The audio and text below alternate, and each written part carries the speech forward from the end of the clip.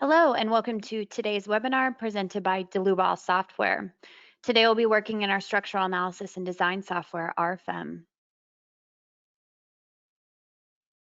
The topic for today's presentation is AISC 360 2016 Steel Design in RFEM 6. My name is Amy Heilig. I'll be your presenter. I'm the CEO of the US office and also a technical support and sales engineer, and I'm located in Philadelphia, Pennsylvania.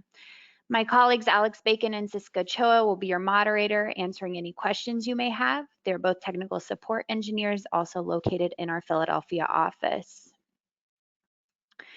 If the control panel does seem to get in your way when you logged into this GoToWebinar, feel free to show or hide that with the orange arrow up at the top. We always want to encourage everyone to ask questions throughout the presentation. You can do so within this same dialog box.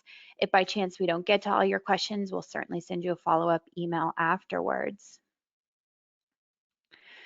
So regarding the content over the next hour today, I do want to go through the full structure modeling and loading workflow in our new generation RFEM 6 as we just become a little bit more familiar with the user interface.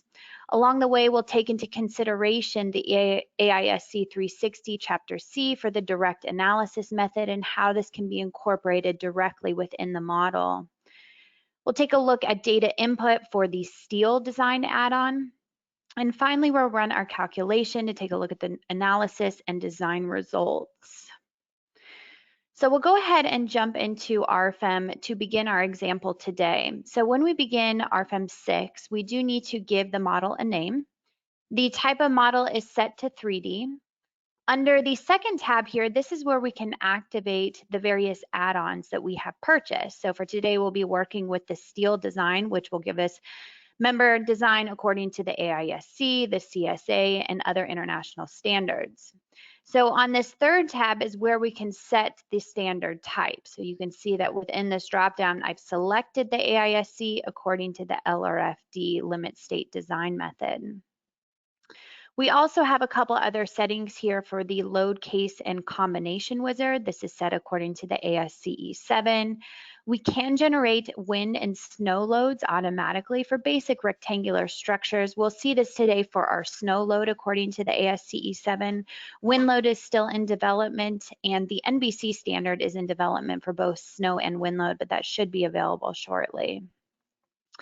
Under the settings and options, this is where we can orient our global and local axes. Both are set to upward. And I've also activated here the member representative. So this will give us the ability to group together members with common materials, cross sections, maybe member lengths. And this will come into play a little bit later on. And finally, we have this model parameters. This actually gives us the ability to integrate with our GeoZone tool available on our website. For those of you not familiar with the GeoZone tool, what this does is it is actually, we have integrated the various standards, including the ASCE 7, the NBC standard, and you can see here many other international standards for snow, wind, seismic, and tornado loads. This is also further integrated with Google Maps technology that we can just simply type in our address here of our project, and you'll notice I typed in Philadelphia, PA, and I have my ground snow load automatically given to me based on the maps provided within the ASCE 7. This will be used a bit later on for our automatic snow load generator. So once we have set all of this input, we can go ahead and click OK to be brought into our model. And you'll see here within our graphical interface, I do have my drawing grid activated. Well, down here at the bottom, I can right click to edit this drawing grid. The grid point spacing is set at every 1 foot. If we see anything other than this, we can always click down here to set the default back to the 1 foot spacing. And we'll begin by drawing our first member, and we'll go up here to our toolbar to draw a new single member. The member type will be set to beam. The section will be defined here within my cross-section library. So I can go ahead and activate my standard steel sections, and we'll use our filters over on the left to filter to the United States, the AISC 15. And the W sections are now available to us here, where we can scroll down and choose a W14 by 48. So once I have my cross section selected, I do need to create a new material. So in a similar manner, I'll open up my material database. I can again use my filters over on the left to choose the United States, the AISC 360, and we'll see here Steel A992 available to us that we can click OK. Now this material is now available for all members within the model. I don't need to redefine that material each time. I can just select it here within this drop-down box. So once I click OK, I'm going to go back to this main tab here and I'm going to deactivate the design properties. This is specific to steel design according to the add-on that we have previously activated. So we'll get back to this later on, but for now, I want to deactivate this option. So we'll begin with our first column by snapping at the origin here and a point 14 feet in the global Z direction. My second point is going to be located at x equals 40 feet, and then we're going to go ahead and choose again that same point of 14 feet in the Z direction. Now I'd like to create a node that's really right at the center of these two nodes at the tops of my columns. For this, we have a nice feature within our drop-down box here that we can create a node between two adjacent nodes here. So what we can do is to graphically select the nodes at the tops of my columns. And when I click apply, you'll notice we get a third node generated here. Well, this node is really dependent on these two nodes that we've selected graphically. I can even take this column and move it around and you'll notice that that node moves with it. We can also take this node, double click on it, and you'll notice the node type is set between two nodes. Well, if we want to edit it, we can simply change this back to standard and I can modify my Z coordinates to 16 feet in the vertical direction. So we're now ready to generate our beams for our first moment frame. So I'm going to go to draw a new member once again. I'm going to deactivate the design properties. And under the section, I'm going to choose here under distribution type, tapered at the start of the member. So previously in RFEM 5, if we had any type of taper, we had to completely create a new member segment here. But in RFEM 6, we have the ability to integrate this taper directly within this single member element. We can set the member taper length, and this is set at 25% by default. We additionally can set the alignment. So if I set this to top, notice that the top of member is completely flush here. Well, we do need to create a new cross section. So for my member N, I'm going to go back to my W sections and I'm going to scroll down here to a W12 by 26. Remember, I don't need to define the A992 material again. It's already available to me here and I click OK. But I also need to create an additional cross section for my taper start. So I go back to my cross section library. I choose again that same W12 by 26, but we have a feature over here in the left corner where I can convert this into a parametric section. So when I click this option, it's now imported in all of the cross-section properties from that W12 by 26, but I have the ability to modify any of the properties here, such as the depth to 24 inches. And I click OK. So once we click OK through this additional dialog box, we can set that parametric section as the member start, but at the member end, I want to choose that W12 by 26 that I previously defined. So when I click OK, I will start at the top of my column, and my second point will be up to that center point, and I do the same thing on the right-hand side, and now we can see those beams generated with the taper available to us here. So these color codings are the member representatives. I'm going to turn those off for now. We'll get into them a little bit later. I'm going to highlight all of my member elements here. And I'm going to right click, and under the members option, I have the ability to divide the member by a set number of intermediate nodes. Well, I'm going to create one intermediate node, and I'm going to choose the option down here to create the node along the member without actually dividing the member. So that node will now be integrated as part of the member element itself. I click OK. And if we turn this into wireframe view, we can see these nodes in a different color blue here generated at the midpoint of each element. I'm going to highlight all of my elements here, including those new nodes, but I'm going to hold down my shift key to deselect the nodes here that define where the taper start should begin. I'm going to utilize my move copy tool, and I'm going to create a copy. We'll create 3 total copies in the global Y direction of 16 feet. But under the numbering and options, we have this ability here to go ahead and turn on the step links. And when we do this, we get a new tab that allows me to actually create members between copied nodes. So this is just a little bit of a time saver here. Now, if I don't have the available cross-section I'd like to use, I can simply create a new one. So this should bring us into our familiar dialog box here of creating a new member element. Turning off the design properties, the member type here is going to be truss. And a truss is going to apply that moment release at either end of the element. So internally, you can see that this hinges option is now grayed out.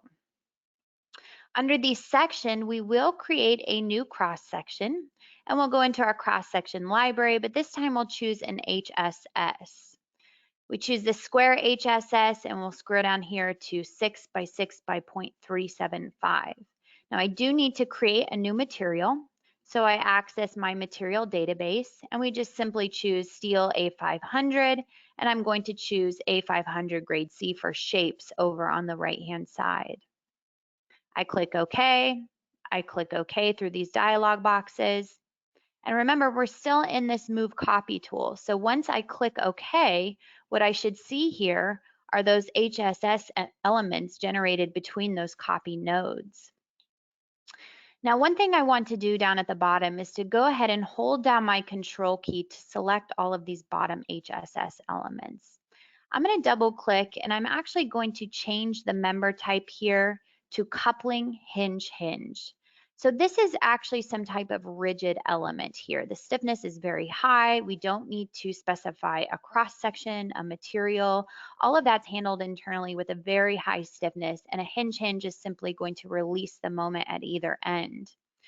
And the reason why I'm doing this is we will be defining surfaces along the for the facade walls for the entire structure, and I want all of the loads that are here at the lower part of the structure to be transferred back to the bottom of my columns and into those foundations. And we'll see that once we generate those surfaces. So I'm going to continue on here to draw my X bracing now. So I will go ahead and draw a new member once again. The member type now is going to be tension only. So tension only, again, is going to apply that member hinge at either end. And additionally, if there's any compression within this element, it will be completely removed from the calculation. So it can only take tension forces. We'll turn off the design properties, and under the section tab, we create a new cross section, and I could either choose that here under my parametric bars for my X bracing, or additionally, we have bar sections here according to the AISC. Same concept. This allows me to choose a 3/4 inch diameter round bar. Creating one more material type, I do want to select A36 for this element. So once I click OK through these dialog boxes, what I can do here is to go ahead and turn this into wireframe view, and I can snap from one corner point to the other. You can see I slightly missed that one, but no problem. I'll fix that in just a minute. And then we can do the same thing up here at the top of the structure. So fixing this point up here, it's really just as easy as dragging and drop, and that will go ahead and snap to that point. Now selecting this lower X brace, I can hold down my control key to drag and drop and make a copy here as well. Now we can do the same thing at the top. I can hold down my control key, drag and drop, and make a copy. Now additionally, I can select all of my braces here by holding down my control key on the left side and take advantage of my mirror tool. Mirror tool is similar to something like we'd see in AutoCAD, where we can create a copy. We'd like to mirror about the YZ plane, and I'm going to choose my mirroring point, which will just be right here at the center of the structure. And I click OK. So now we can see that X brace generated on the other side. It looks like one was additionally forgotten here, but no problem. We'll go ahead and drag and drop that down to the bottom element there. So now that our X bracing is complete, I'd like to finish the front and the rear of this structure with some additional columns and wall girts. So we'll go ahead and turn back on our drawing grid. And I'm going to snap the drawing grid origin to a new location. And I can do so with this option up here in my toolbar. And I choose this point where my HSS intersects this tapered girder here at the end.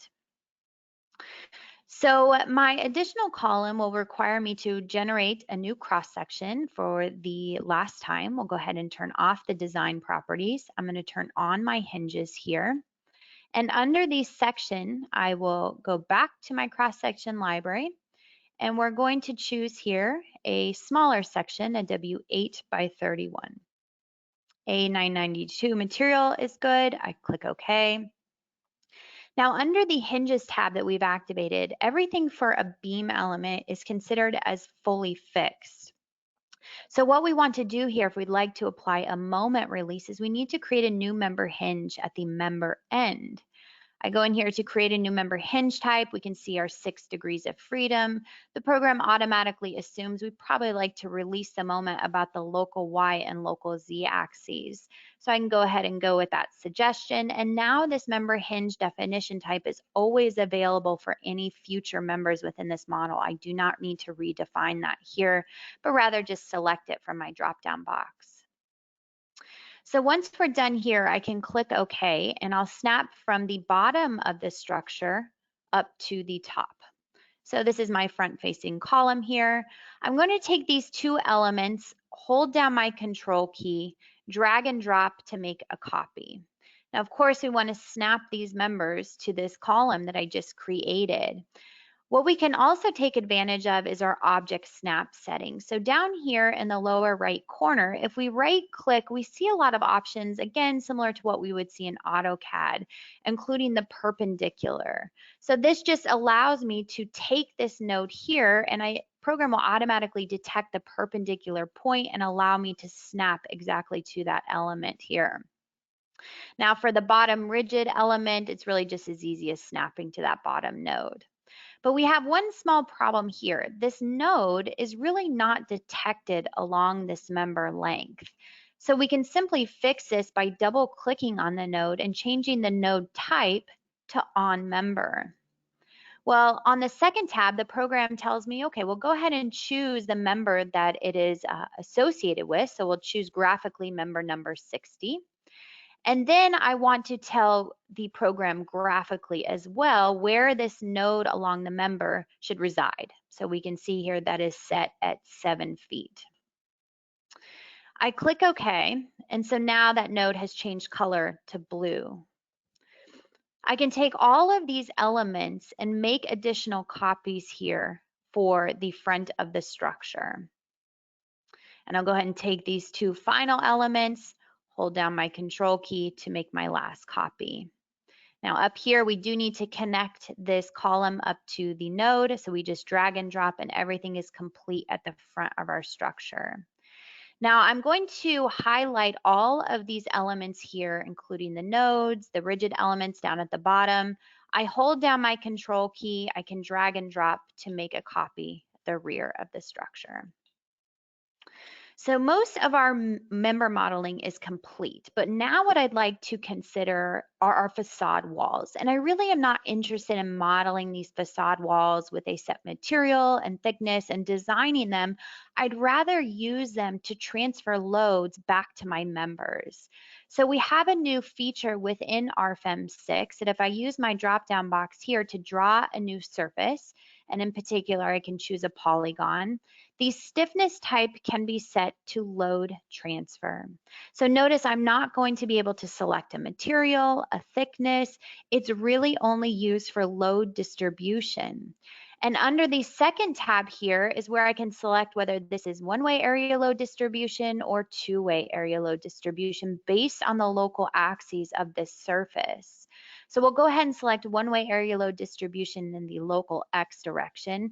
And additionally, I can set a surface weight for these facade walls. So if I want the self-weight to be considered still within this model and within the static analysis, I can go ahead and set 10 pounds per square foot for this new surface type. So what I want to do here is to go ahead and snap to the coordinate points here of my surface for my front wall. And I'll go ahead and turn off my drawing grid here down at the bottom just to make this a little bit easier. Now, currently in a rendered view or a wireframe view, it's a little bit difficult to see these surfaces. You'll notice that only a dotted line is created. And every time I'm closing the surface with that final point, I just double click. We'll go ahead and generate the surface at the left side of the roof here. And then we have one more surface to generate here at the back. So once we are complete with this, what we can do here, just to give you guys a better sense of what's going on, is to turn this into a rendered view. And here are all of these surface elements, again, with no stiffness, just being used for load distribution. I also like to right click and turn on the local axis system of the surfaces because I'm choosing a one-way area load distribution. So I wanted to ensure that all my local X axes are in the horizontal direction, and they are. So we can right click and turn off those local axis system. The final thing to do is to support the structure. So we can go up here to a new nodal support. And within this option, we have several defaults, such as a pinned, we have a fully rigid support, we have some roller supports here, or we can always create our own. And when we create our own, we have our 6 degrees of freedom, 3 in rotation, 3 in translation. We can set partial fixity here with spring constants or nonlinearities. So let's say we want it to fail and uplift. This is possible, sliding, friction. We can define those with those nonlinear options. For today, I just want to choose the default pin option here, and I click OK. So then this allows me to highlight over the bottom of all of my elements to apply that nodal support at the base of each column. I can also right click on these supports, and you'll notice we have a nice slider here where we can decrease and increase the size. So once those supports are generated, our modeling is really complete. So I want to move into the definition of the load cases themselves. So we go up here to edit our load cases, and you'll notice that we already have a default load case set here. I'd like to give it a load case name of dead load, and self weight is automatically turned on. So the self weight of our members, remember we set that self weight for our facade walls, for the load transfer surfaces. The action category here is set according to the AISC 7, so the program knows which load factors to apply to each load case. So we leave this one as dead load. We create our second load case that is going to be snow load with the action category of snow. Notice self weight is turned off here. And we create our final load case, which is going to be wind in the positive X direction with the action category set to wind. So we've generated these 3 load cases here within our dropdown, but we actually need to apply the loads to the structure. Well, for my dead load, I really don't want to apply any additional loads other than self-weight, except for pre-stress of these X-brace members.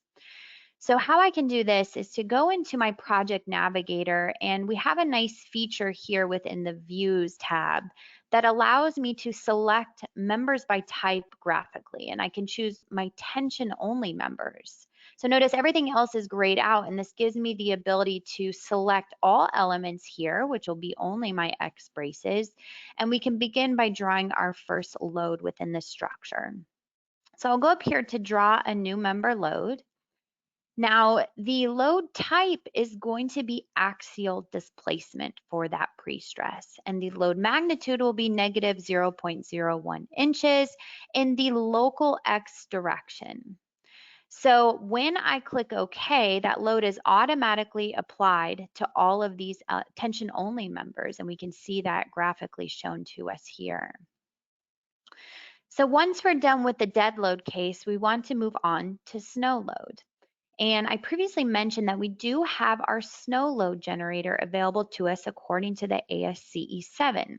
And this can be seen under the load wizards tree within our project navigator. And we'll see here snow loads, which I can double click to create this snow load generation. Now, the roof type can be flat, monopitch, or dual pitch. Anything outside of this basic rectangular shape, these snow and wind load generators cannot be used. So you will have to manually apply those loads instead. But for today, our structure does fall within this geometry. So then what we can do is to select the roof geometry graphically here. So I go around and I pick each of these 6 points. I double click for my last point, and now the roof geometry is recognized here within this dialog box. Under the Parameters tab, remember we have already set the project location according to the GeoZone tool back when we first created the model. So inevitably the address is shown here, but we're also bringing in that ground snow load directly from those AISC 7 maps. So nothing to do further here. Now I may want to make some adjustments according to the terrain category, the roof exposure, or the risk category, because as we know, this is going to affect the magnitude of my snow loads. We'll just go with the default options for today. And under the third tab, we have the ability here to generate the balanced snow load cases, but also unbalanced. So for our simple example today, we'll just create the balanced snow load. The program is intelligent enough to go ahead and place this under load combination 2 for snow load. So when we click OK, what we should see now is a new generated load at the top of our structure. Well, we can right click to display this load separately, and under my project navigator within the display tab, up at the very top here, I have my basic objects for surfaces. And here is where I can turn on the display of the load transfer separately. So the surface load is being applied to those surfaces. When I turn on this feature, the program's showing me based on the tributary area how exactly that load is going to be distributed to each of these moment frames. And by the way, we can also go back to the dead load to see the same concept for that self weight of that 10 pounds per square foot that we applied to all those surfaces as well. So now we are complete with our simple snow load case. We'll move on to the wind load. And as mentioned, the wind load is still in development according to the AISC 7. So it's really as easy enough as applying some simple surface loads here to represent that wind and the global X direction. So we'll start off with a new surface load up here in my toolbar. And we want to set the load magnitude as 0.015 kips per square foot in the global X direction. We can see my global axes down here in the lower left. Now I want to assign this to my first surface over on the left, surface number 4. If I hit apply and next, notice I'm still within this dialog box, but that load has been applied in the background. So this gives me the ability now to modify my magnitude for a small section force, but I'll apply this at the rear facing wall here. I click apply and next. We should see that load generated in the background. I further adjust my magnitude to negative 0.008 kips per square foot, but this time in the global Y direction. And I'm going to choose this front-facing surface for an interior section load as well. I hit apply and next. We just remove this negative sign for my surface in the back. I click OK, apply and next. And now the final load is going to be the same magnitude, but this time we want to change the coordinate system to the local X, Y, and Z axes. So this will be applied based on the local axes of my roof surfaces here. Since they are at an inclination, I want this wind load to be normal to those faces. So we set this according to the the local Z axis for these surfaces, and then I can graphically select the 2 roof elements here. I click OK. And now we're finally done with our wind in the X direction. Now again, we can go back to displaying the load transfer separately here. This is just based on the tributary area of all of our elements, since those are surface loads applied to the surface load transfer elements. Okay, so now that we are done with wind in the X direction, I'm going to go back to my project navigator. And I can view my load cases within my additional tree settings here. So I expand out the load cases and I see dead load, snow load, and wind in the X. Well, I can right click on wind in the X and I can choose this quick option here to copy the load case. Immediately my dialog box is opened up, which we've seen before, that I can just change this to wind in the Y direction. Well, the benefit of this is that we'll see wind in the Y direction is also copied all of those same surface loads, so I don't need to redefine those. All I need to do here is to adjust the magnitude. Now I could adjust the magnitude by clicking on each one of these surface loads, or we can also take a look at our load input data directly within our table options down here at the bottom. So I use my drop-down box to select loads, and I'll find surface loads down at the bottom.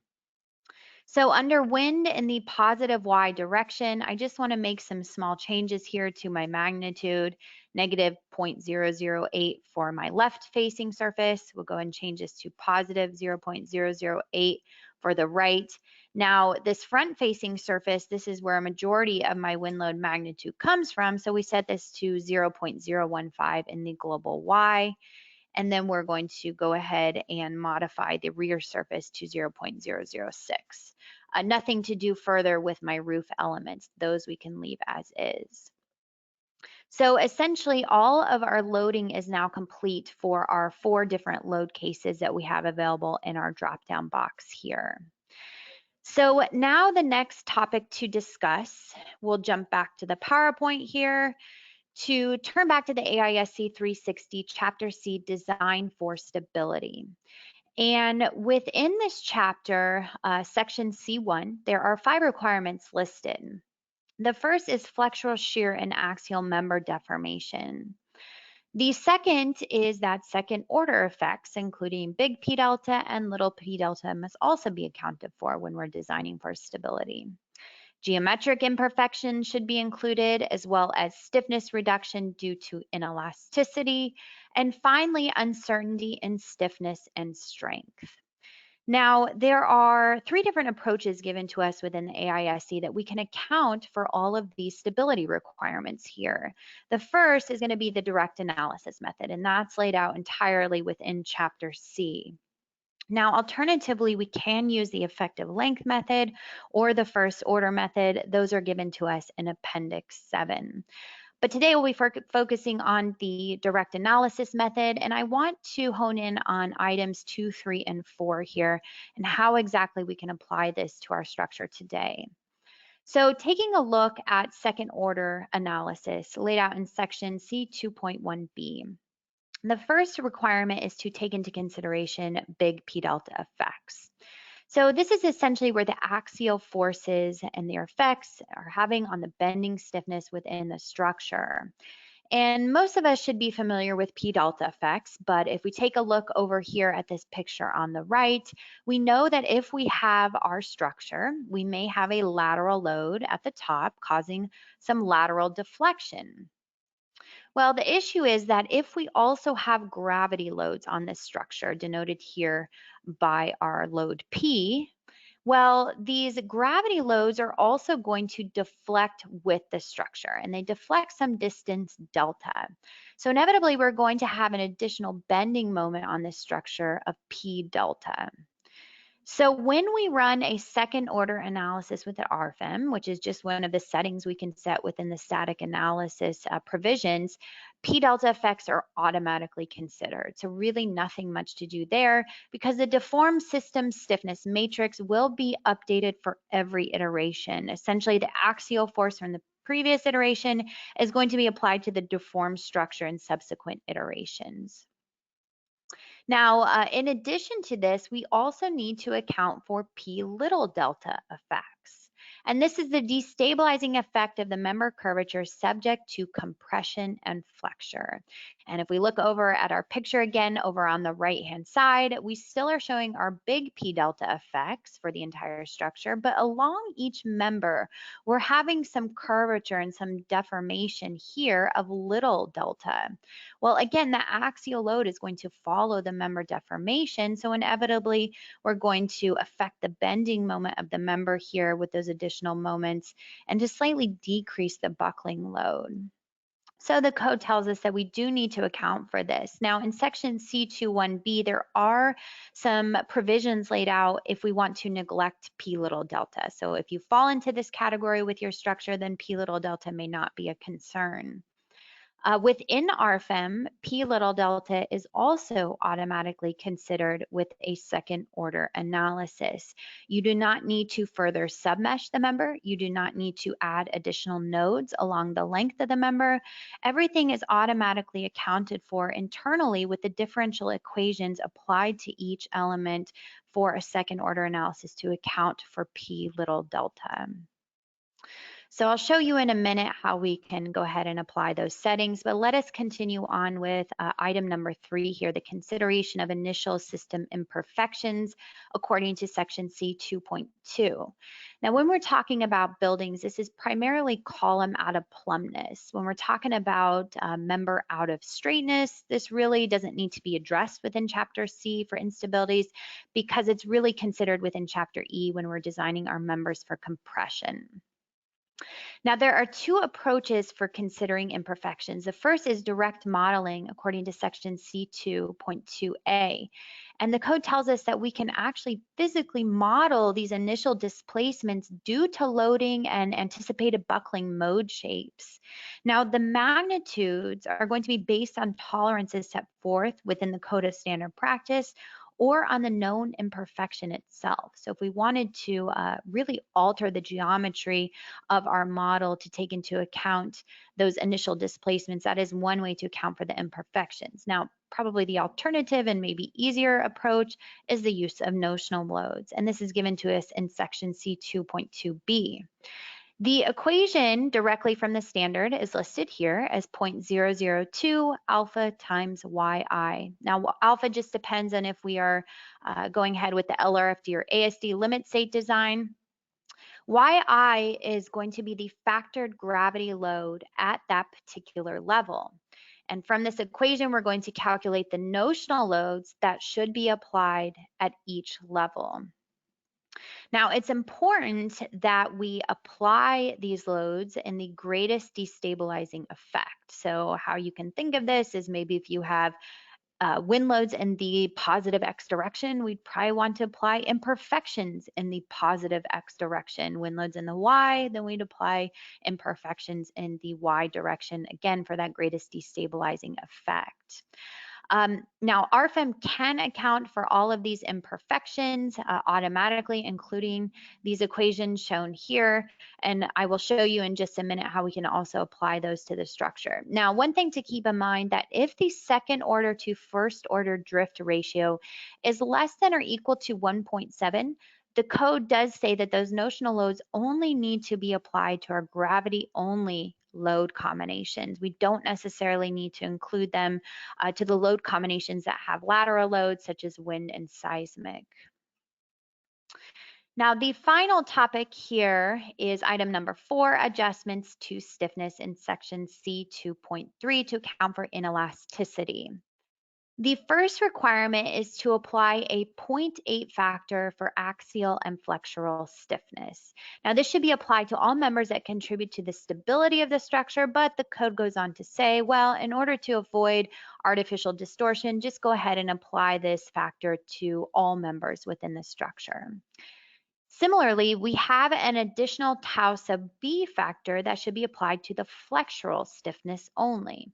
And tau sub b is a little bit more complicated. We can see the equations listed here, again, directly from the standard.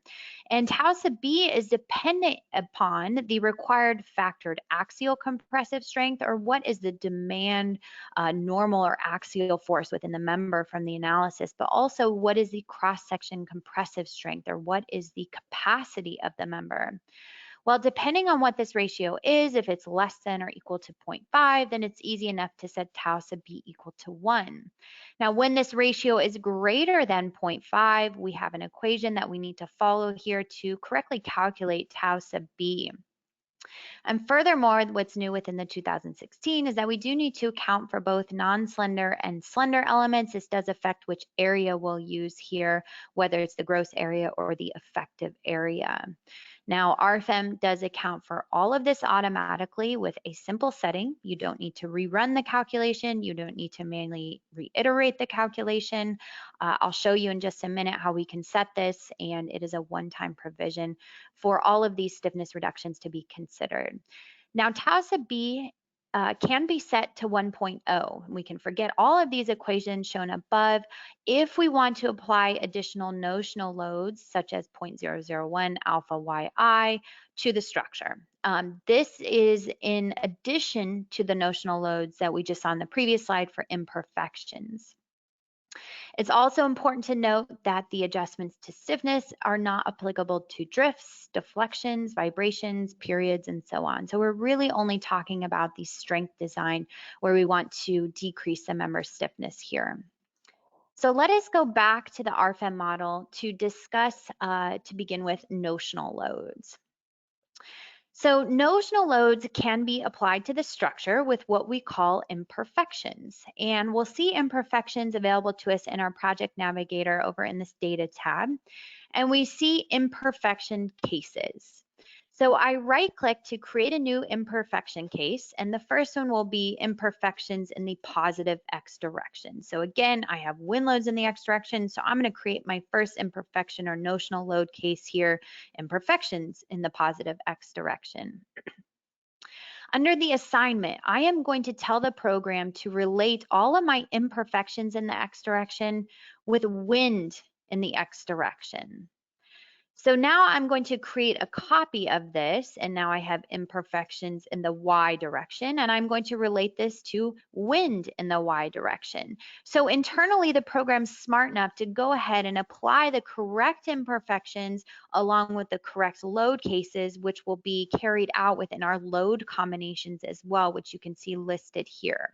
We'll go into this in a little bit more detail in just a minute. So now that we have generated these imperfection load cases, we actually need to apply the imperfection to the structure. So we can do this by go ahead and clicking OK here. And before I do, I'm going to take advantage here again of my visibility options to filter the members by cross section. And I'm going to choose my vertical elements here in the vertical direction. So you can see my W14 by 48 and W8 by 31. Now I can also right click to turn on the local axis system of the elements because this is important for my imperfections. So under my imperfections tree here, we can now see that we have imperfections in the X and we have imperfections in the Y. So under imperfections in the X, I'm going to right click to create a new member imperfection. And under the definition type, sure enough, we have available here the AISC 360-2016 standard. And we're going to see that exact equation that I showed in the PowerPoint given here of 0.002 times alpha times yi. Now we want to apply these imperfections in the global X direction, which relates to the negative local Z axes of all of my members shown here. So then I can graphically select, oops, let me pull down this table. I can graphically select here all of my vertical members. I click OK, and now we can see all of those populated here. I can click apply and next, and now I can choose under my drop down here imperfections in the Y, and all I need to do is to change the imperfection to the positive local Y axis. Again, that's going to correspond with the wind in the global positive Y direction. I'm going to graphically select all of my vertical elements here once again. I click OK, and I can click OK once again. Now, what we can see when I turn off my local axes is our imperfection cases available in our drop-down box now, and we can graphically see these by turning on the imperfections up here in the toolbar. And here is our column out of plumbness, or our notional loads applied in the X direction, as well as applied in the Y direction. So once those imperfections are applied, I just want to go in a little bit more detail about how the imperfections should be really applied to each load combination, because this can be a little bit complicated. So let us jump down to, let's say, our dead load here, and we can go into our load cases and combinations, which we've been here before. But under the design situations, the program is automatically generating two design situations according to the AISC E7. We have here our LRFD design situation, which is going to be our factored load combinations, and AISC, which is going to be our unfactored load combinations. Now, within the LRFD design situation, you can see here it's active for steel design. So I'll be using this for the steel design add-on according to the AISC in just a minute. We have these options down here specific to each design situation. So I'm going to go into the edit detail settings. It's important to know that all of the direct analysis method settings that we talked about in the PowerPoint are all controlled within this dialog box. So that's kind of nice that we don't need to jump around to all different areas of the program, but we're going to set everything here. The first is to turn on the imperfection cases for my factored load combinations. You can see that's automatically checked on by default. If I go into this edit button, this just brings me back to the imperfection cases that I've already seen before. So imperfections or notional loads are now taken care of. Let's move on to a second order analysis accounting for big P delta and little p delta. Well, that's really just as easy as using this drop down box here. We see here linear analysis, but we want to set this according to second order P delta. So now big P delta and little p delta will automatically be accounted for all of my factored load combinations. Now, the final topic is our stiffness modifications, and we can activate this here with the structure modification. Now, I do want to create a new option here, and I'm going to activate the modify stiffness for my members. I now get a new tab, and under the member modification, I use my drop-down box here to select new member stiffness modification. Well, within this drop-down box, we have the AISC 360, the 2016 available to us. And we're going to see here tau sub B. When we have this set to iterative, it's going to take into consideration all of the equations for calculating the tau sub B stiffness reduction into consideration. Now, alternatively, we can set this equal to 1.0 if maybe we're applying additional notional loads instead. Now, we also have our bending stiffness multiplication factor here of 0.8, as well as the axial stiffness of 0.8. So once we have defined this here within our stiffness modification definition type, we need to graphically select the members that this should be applied to. Remember, the standard tells us to go ahead and apply this to all members within our model, but notice I'm not applying it to the rigid elements down at the bottom. Those are not applicable there. So now I have created this stiffness modification here. It is turned on for my factored load combinations, and all of my direct analysis method settings are now considered. But the problem is that if I look at my unfactored load combinations that I'll probably use for serviceability design, it's also going to utilize stiffness modifications, notional loads.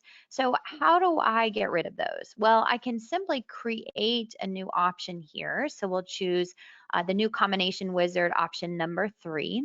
I'm going to select a second order analysis, but notice for this one, I'm going to leave off the imperfections. I'm going to leave off the stiffness modifications. So now within the LRFD, we're still referencing item number 1 here with those options set, but for my unfactored load combinations, we shouldn't see any of the stiffness modifications or notional loads applied.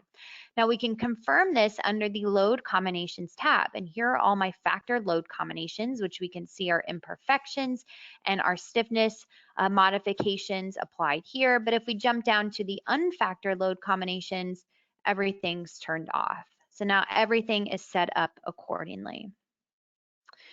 Okay, so realistically, everything is ready for the full analysis calculation. But within RFM 6, the huge advantage is that we now have integrated these design add-ons directly within the main program so that we can do both the analysis and the design at the same time. So let us switch gears now to talk about the design input for the Steel Design add-on that we activated at the very beginning of the presentation. So I really don't want to design all of my members. Now, realistically, of course, we'd probably want to, but for presentation purposes, I'm going to go ahead and use my visibility options here to only select those tapered elements up here along my main rafters for my moment frame. So I'm only going to design these elements. Now, additionally, I'm going to turn back on my member representatives. So remember, I said that member representatives can group together similar elements that maybe have the same cross section, the length, the material. So the program kind of recognizes here all these are similar. The problem is I'd really like to create a new member representative for my 4 exterior elements here. So what I can do in order to kind of divvy these up into a different member representative is really just as easy as adding something like a comment down here for each one of these elements. And under the comment, I can type in here end moment frame, for example. So when I click OK, what we should see, and I'll go back to my visibility, is a new member representative shown here in blue color. So now we have 2 different groups here just by setting a simple comment. So let us begin with the design input, and I'll start off by selecting the member representatives on the exterior here, and I can double click on that colored box. Now notice that members 3, 4, 15, and 16 are part of this grouped member representative. Well, if I go into the edit settings here for these individual members, remember we had turned off design properties for all of those elements. I'm going to go ahead and turn those back on. And instead of setting my input for each individual member, I am going to go back into my member representatives and I'm going to go ahead and set that input here so that it does that for all of these members at once. Now the design types, I want to set the effective length here. I create a new effective length, and this is incredibly important for unbraced lengths for our stability design. So what we're talking about is flexural buckling, torsional buckling, lateral torsional buckling. So chapter E, chapter F within the AISC standard. Now, additionally, we can make a setting here that for the elastic critical moment for lateral torsional buckling, we have 3 different approaches. The first is the eigenvalue method, a little bit more of a theoretical approach where we will actually run an eigenvalue analysis within the background for that single element to determine the critical buckling moment.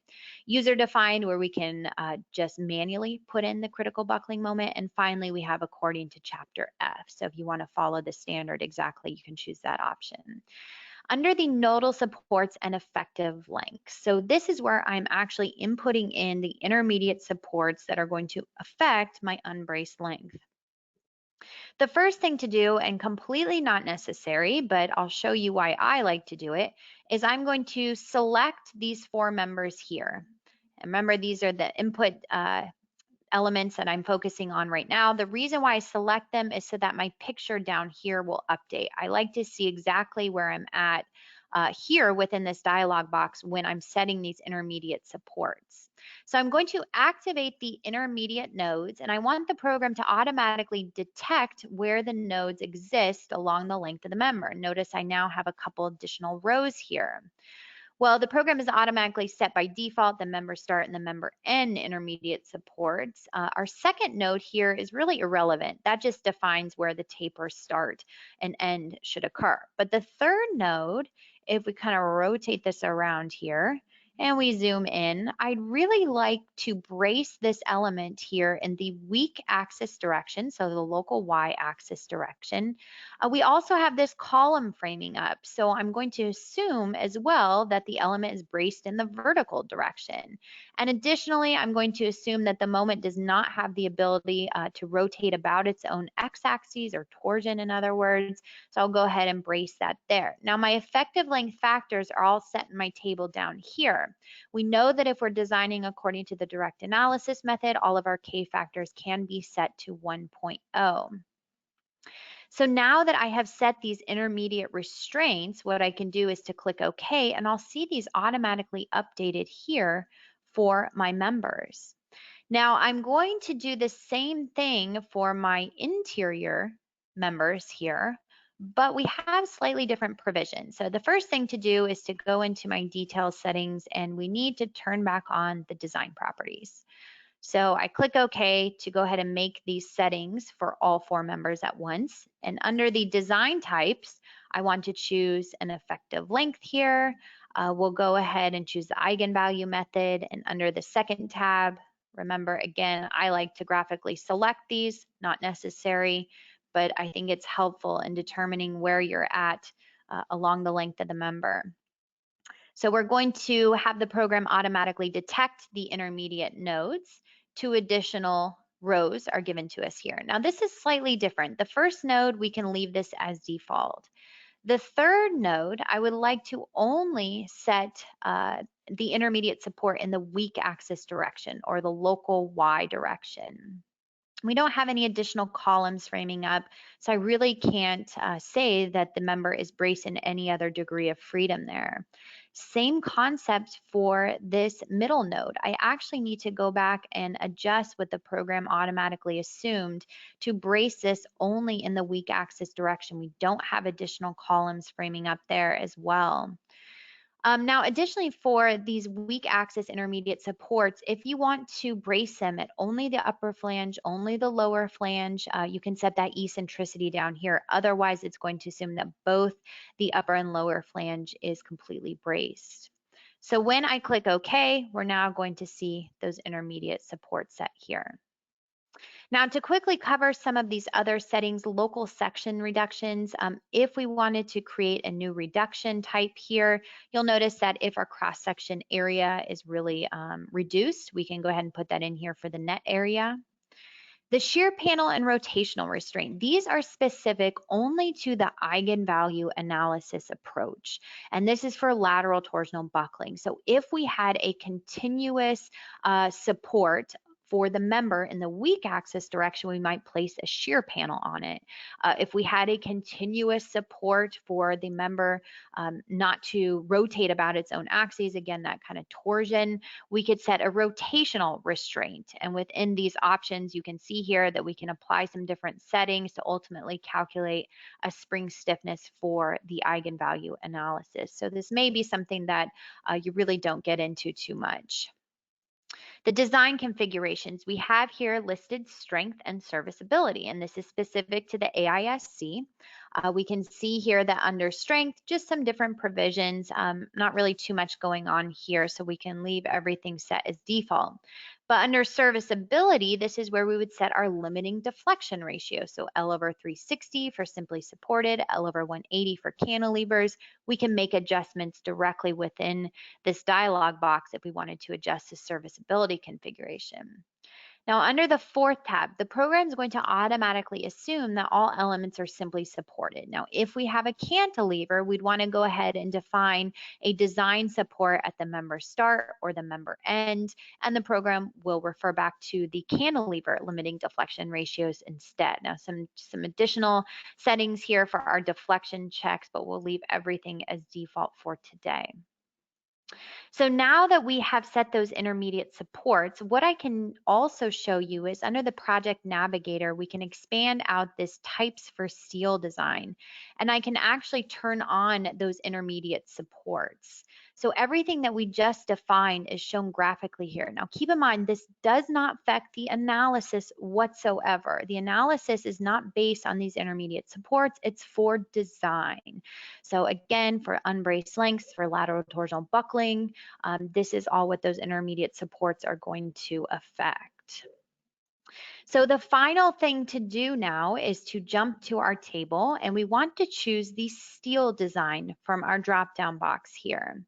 And under this first tab are our two design situations. Remember, LRFD is our factored load combinations where we reduce the stiffnesses, we apply notional loads. Then we have AISC, which is our unfactored load combinations that we'd probably like to use for deflection checks, for example. Well, the limit state type then, the strength limit state type should be associated with LRFD, but my serviceability limit state design should be associated with my AISC load combination. So we make that change here. Under objects to design, the program automatically assumes we'd probably like to design all objects. Let's go ahead and turn this off. Rather, I only want to design these 8 members that I have set the intermediate supports for. I click OK. Now, the additional tables here are just some reiteration of our materials that we have set, our cross sections, nothing further to do there. So what I'll go ahead and do here is just to clean up my display settings a little bit. I'll turn off these member effective lengths, and we'll go ahead and run our calculation by going to calculate, calculate all. Now, the program will run through all of our load combinations at once with the multi-core processor, as well as our steel design. You can see this solves within a matter of seconds. And ultimately, we get an additional 4th tab here within our project navigator for our results. So currently, we are viewing the deformations of the structure. And we can see here the deformations available to us within the static analysis. We also can make some modifications here to what we're seeing graphically. So for example, if we want to change the cross sections to colored and we want to scroll through these different load cases and combinations just to make sure that everything looks as we would expect. Now, in addition to deflections, we're probably very interested in the member internal forces. So we can see here axial forces, we can view shear forces, maybe bending moments in the strong and weak axis direction. So everything is shown to us here graphically, but if we're interested in seeing anything in a little bit more detail, we can always right-click on one of these members, go to the members option, and turn on our results diagram. The results diagram just allows me to take a look at some of these internal forces, deflections, and a bit more detail along the member length. I can even take a look at different load combinations here. I can add these to my printout report. We also can work concurrently within RFEM in the background. So any changes, and if I rerun the calculation, this result diagram, maybe open on my other screen, will automatically update. So as far as the static analysis results, all this information, of course, is available in table format as well. But we're also interested in the design utilizing the steel design add-on, which we can now select under our drop-down box here, steel design. So you'll see that the table's automatically updated here to show me my steel design, and I'm currently looking at the design ratios on the members. And I choose this tab here, design ratios on members. And within this table, I can go ahead and click and notice everything is synced up in the background. So that red arrow is showing me exactly where my controlling internal force is, but I'm also looking at each one of the code checks according to all of the relevant chapters within the AISC. So chapter E, F, G, H, and L for serviceability here. Now, if I'm really only interested in the controlling design ratio, you can just go ahead and use your filter options up here to choose max instead. So now I'm only viewing the max controlling check for each member. For each one of these checks here as well, it's important to know that we can always go up here to our design check details. And this is going to show me all of my code equations, my variables, the code references, exactly how the cross-section was classified in much more detail. We can even use this drop-down box here to choose any one of the other design checks. We can add this information to our printout report. So we're trying to be as transparent as possible, even more than in RFEM 5, exactly where all numbers are coming from. So this is very helpful in just determining the background to the design check ratios. Additionally, for these members, we can visit the diagram in section. This might be helpful because we can use our drop-down box here to view, let's say, the stresses on the members. So we can see here normal stresses, we can view bending stresses, including shear, for this particular section at this X location. Additionally, we have the table format here for all of our output, but we also have the graphical view here.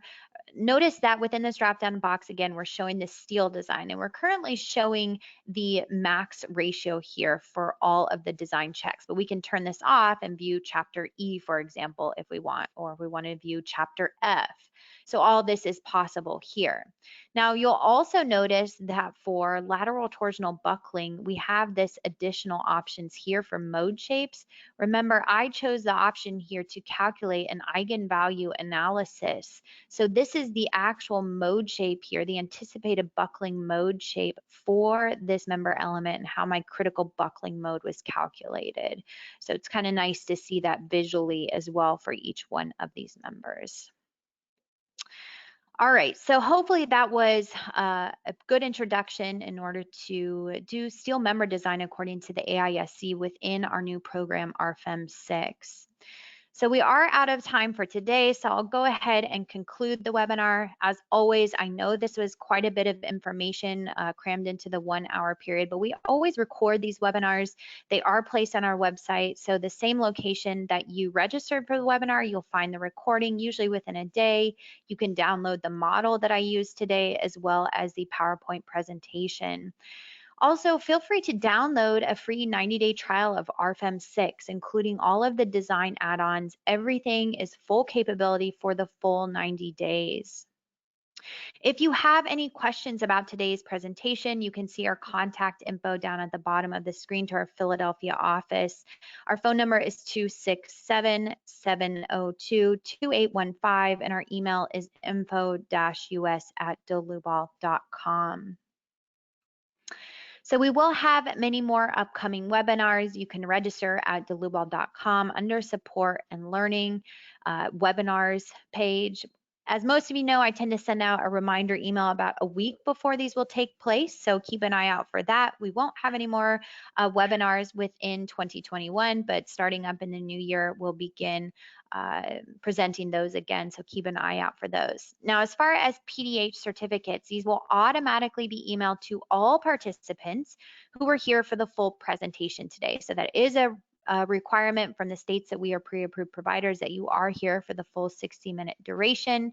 So if you register for the webinar, you can expect to receive that PDH usually within the next day. It won't happen automatically right after the presentation, so just give that a little bit of time. Now, if you did watch the presentation with a colleague, or maybe you watched in a group setting, let's say in a conference room, and you did attend the full 60 minutes, you can go ahead and request that PDH at info-us@dlubal.com. So if you yourself did not register for the webinar, we don't have your contact information. So go ahead and request that and let us know who you watched it with so that we can get PDH emailed to you manually. And with that said, I want to thank everyone for attending today's presentation. And as always, we hope to see you at the next one. Thanks.